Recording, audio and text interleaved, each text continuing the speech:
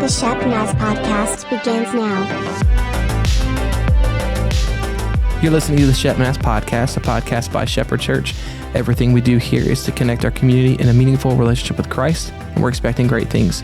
My name's Joey. I'm the host of this podcast, and this week we're going to take a look back at a sermon series called Cries from the Cross that Pastor Rob preached.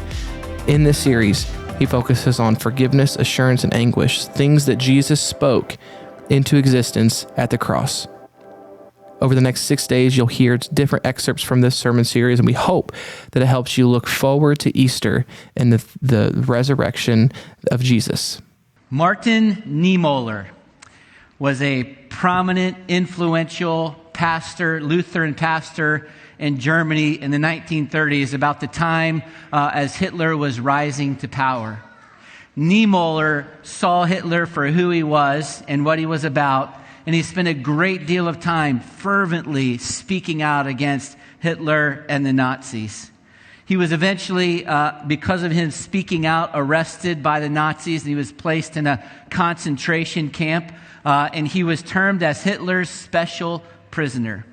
He said that day after day he watched guards mistreat prisoners and pondered the words that Jesus spoke from the cross when he was hanging between two thieves, when Jesus said, "Father, forgive them, for they don't know what they're doing." From the window in his cell, he could see out the window, he could see the gallows that were just outside the wall of his cell. He said every day men were brought to the gallows and the noose was placed around their neck. He said, I could hear that some of the men prayed. I could hear the curses of other men. He said always in the back of his mind was the question, what will you do? What will you do, Niemöller, when the noose is placed around your neck? He said, will I cry out and curse those who are hanging me? Will I say things like, you criminals, you scum, there's a God in heaven and one day you're going to get yours? Or would I pray? And even would I pray for the man who's placing the noose around my neck? Those gallows, he said, became my most reliable teacher, for they revealed what was in the heart of men. While Jesus was hanging on the cross, he said 7 things. There were these 7 statements that Jesus made. These words that Jesus spoke from the cross while he was hanging on the cross were not just words that were mumbled in pain or under his breath or in stress. They were words that were intentionally chosen. They weren't reactions or they weren't responses to the things that were happening to him, and they weren't said in a vacuum. There was a setting, there was a context to everything Jesus said. To hear these words and miss the context of what Jesus had just gone through and what Jesus was going through and where he was going, it'd be to miss the meaning of those words. And so as we begin to jump into this series called Cries from the Cross, and we look at the first thing that Jesus said while he was hanging on the cross, I want to set the scene for you in the context of what was happening in Jesus' life. In your notes, it says there was this great turbulence that preceded the cross. I mean, Jesus came as a baby. He lived his life as a human being, and he never sinned. He never had a wrong thought about someone, never said anything mean to anybody. He never did anything that the Father didn't want him to do. And at one point in his life, he called these 12 men around him, and he said, I'm going to invest my life in these men, and they're going to carry on this ministry that God has given to me. And Jesus poured his life into them. He taught them. He met their needs. He gave them purpose and significance and meaning. Jesus walked around and he healed people who were sick, and he raised people from the dead and brought them back to life. He cast demons out of people who were oppressed and in bondage by demonic spirits. Jesus performed miracles for the crowds and met their needs and fed them. And he performed miracles for individuals, and many things we'll probably never even know that weren't recorded that Jesus did. Just prior to Jesus' death, he was betrayed by a trusted friend. He was denied by his closest friend, and he was abandoned by most all of his other friends. Jesus was arrested illegally and charged with crimes that he did not commit. He endured 5 trials or interrogations that were a mockery and a sham of the justice system that existed that day. Jesus suffered personal insults. He was called all kinds of names. He was sentenced to the cruelest form of death that's still known to mankind. He was mocked. He was spit upon. His beard was pulled out. He was mistreated physically. He was mistreated emotionally. He was made fun of. He was the butt of many jokes and at the end of many pointing fingers. Jesus was beaten within an inch of his life. He was publicly humiliated. And before he was hung on the cross, he was exposed naked for the world to see. And that's all before the cross. Then there's this incredible treachery of the things that Jesus endured when he was on the cross.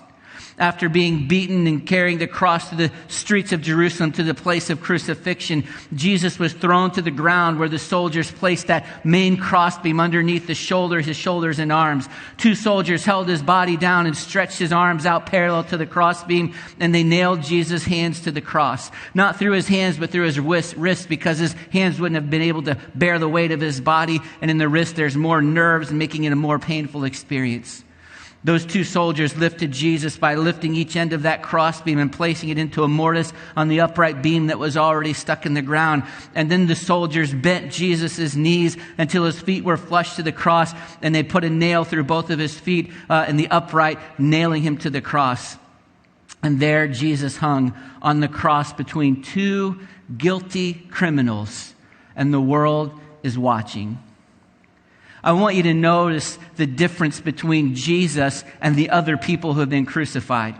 Historians who have studied crucifixion say that when a person is being crucified, the response of the victim in that moment is to resist or to fight or to scream and to curse and spit on their executioners, whatever they can do to get away. But that was not the response that Jesus had that day as he was being crucified, according to the Gospels. All 4 of the Gospels, Matthew, Mark, Luke, and John, record the events of the crucifixion, but only 3 of them, Matthew, John, and Luke, record these things that Jesus said while he was being crucified. According to these Gospels, there were 7 times that Jesus spoke, each sentence revealing his thoughts and his heart. Each phrase was full of meaning, one with instruction, one having encouragement, one with assurance, one with comfort. Each and every single phrase that Jesus said is a window into the heart and the soul of God the Father that we can see through his Son. Imagine what it would be like if you were dying. Imagine what it would be like if you knew that your last breath was just minutes away. The words that you would choose would be meaningful. You wouldn't carry on a hollow or trivial conversation. March Madness all of a sudden wouldn't matter. You wouldn't bring things up that didn't matter. You would get right to the heart of the conversation, and you would say to those present that you love and that you care about what really mattered in that moment. And that's exactly what Jesus did with these 7 cries from the cross. 7 phrases that he makes from the cross that are incredibly significant. And that's what we're going to talk about over these next few weeks. Before we talk about those first words that Jesus said, and the first words that Jesus said were, "Father, forgive them, for they don't know what they're doing." I want to make sure that we get the timing of all of that. I want to make sure that you understand when Jesus said that. In your notes, it says that Jesus' first words from the cross were offering forgiveness to his offenders while he was being crucified.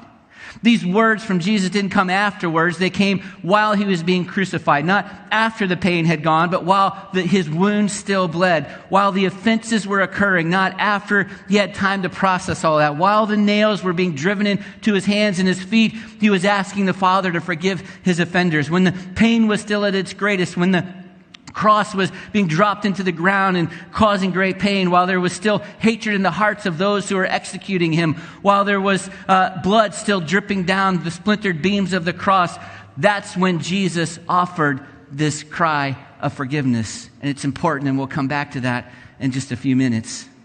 Many historians believe that this word, this phrase, this sentence that Jesus said from the cross wasn't uttered just one time.